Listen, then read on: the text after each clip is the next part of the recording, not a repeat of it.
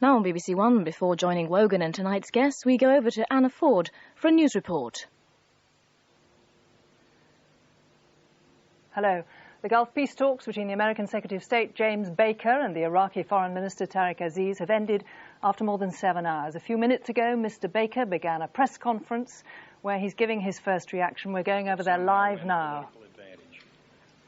And it miscalculated that it could divide the international community and gain something thereby from its aggression. So let us hope that Iraq does not miscalculate again. The Iraqi leadership must have no doubt that the 28 nations which have deployed forces to the Gulf in support of the United Nations have both the power and the will to evict Iraq from Kuwait. If it should choose, and the choice is Iraq's, if it should choose to continue its brutal occupation of Kuwait, Iraq will be choosing a military confrontation which it cannot win and which will have devastating consequences for Iraq. I made these points with Minister Aziz not to threaten, but to inform, and I did so with no sense of satisfaction, for we genuinely desire a peaceful outcome, and as both President Bush and I have said on many occasions, the people of the United States have no quarrel with the people of Iraq. I simply wanted to leave as little room as possible for yet another tragic miscalculation by the Iraqi leadership. And I would suggest to you, ladies and gentlemen, that this is still a confrontation that Iraq can avoid. The path of peace remains open, and that path is laid out very clearly in 12 United Nations Security Council resolutions adopted over a period of over 5 months. But now the choice lies with the Iraqi leadership. The choice really is theirs to make, and let us all hope that that leadership will have the wisdom to choose the path of peace. Jim, and then Barry. What happens next? What do your allies plan to do next to bring this message home? Well, you say, what do the allies plan to do next? And I think it's important for everyone to note that this is a coalition. This is not Iraq versus the United States. This is Iraq versus the international community. This happens to have been the first time that we've had an opportunity to find agreement on meeting U.S. and Iraq. So I don't know what the next steps are, Jim. I do know this, that time is running on, as I said a day or so ago. After 5 months and 12 United Nations Security Council resolutions, it seems to me that it is almost evident that the time for talk is running out. It's time for Iraq to act, and to act quickly by getting out of Kuwait. But this is a coalition, and we are seeking to implement solemn resolutions of the United Nations. And so perhaps there may be a way that the Secretary General of the United Nations could use his good offices here in the remaining 6 or so days that we have left.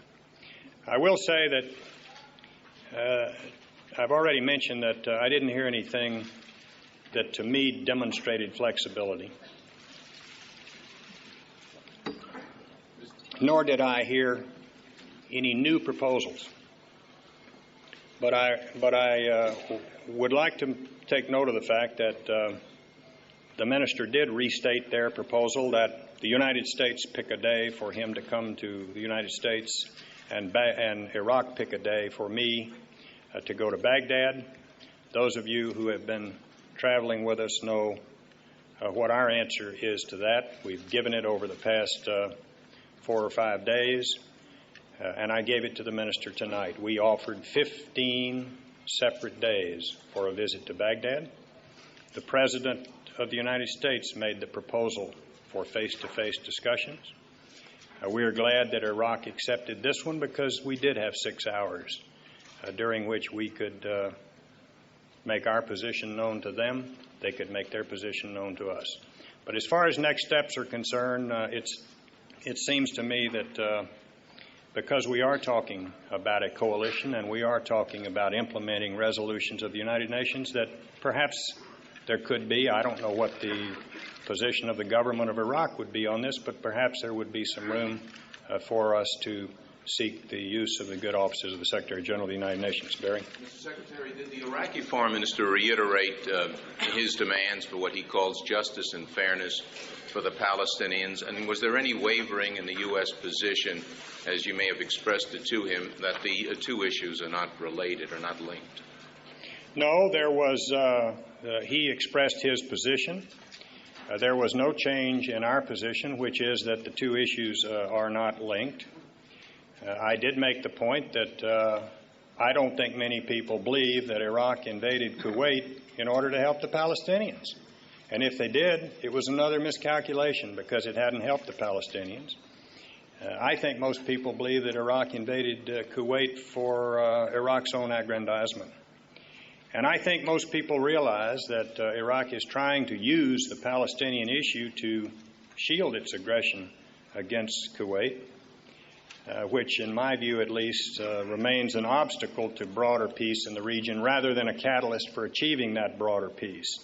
And I made the point as well that rewarding Iraq's aggression with a link to the Arab-Israeli peace process would really send a terrible signal, not only to genuine peacemakers in the region, but also to other would-be aggressors at what we think is a defining moment in history. Bill? Secretary, are you willing, is the United States willing, to talk again to Iraq before the January 15th deadline? And did you discuss with the President the possibility that you may still go to Baghdad? I had already discussed that with President Bush, and I had already told you what our view was, and the President himself, I think, said there will be no trip to Baghdad. The proposal which he originally made was in effect rejected by Iraq. We offered 15 separate days. They continued to insist upon only one, the 12th of January, which we think was and still is an obvious effort to avoid the deadline of January the 15th, and we're not interested in that. We think this deadline is real, and our coalition partners think the deadline is real. Mr. Secretary. I reported fully to the President. There's James Baker after nearly 7 hours of talk saying there's been absolutely no progress. And I'm joined now by Brian Hanrahan, who's in Geneva. Brian, how do you assess these talks today? Oh, it's a very bleak assessment indeed. It seems as though Mr. Baker has allowed a fairly comprehensive time to pass so he could hear everything that the Iraqis had to say, and his conclusion at the end of it is that there is nothing to talk about. They have no flexibility and no new proposals to offer. So we're back where we were. In fact, we're worse off than we were now. We have a deadline a couple of days away and no reasonable hope of any more negotiations before it's reached. So what do you think will happen next? Well, I think there'll be various other attempts to drive the message the Americans have been hammering home to the Iraqis. There's a suggestion, as you heard, of the UN Secretary General perhaps trying to do something about it. There is an EEC mission waiting in the wings, which has extended an invitation to Tariq Aziz for talks, and we know the Algerian foreign minister is here waiting to press that invitation on him. But these don't look very hopeful because the Americans are the principal players. If they don't think there's room for any movement, it's not likely anybody else is going to find any realistic movement either. Brian, very briefly, what news do you have from the Iraqi camp? Well, we are still waiting to hear from them. We believe they're still in the hotel waiting for Mr. Baker to finish so that they can come and take their turn at explaining their viewpoint on this. But we haven't heard anything officially from them all day. And as you've heard, their suggestion they had new proposals has been fairly comprehensively thrown out by Mr. Baker. Brian, thank you very much indeed. And we'll bring you full news of any developments in this very important story in the 9 o'clock news.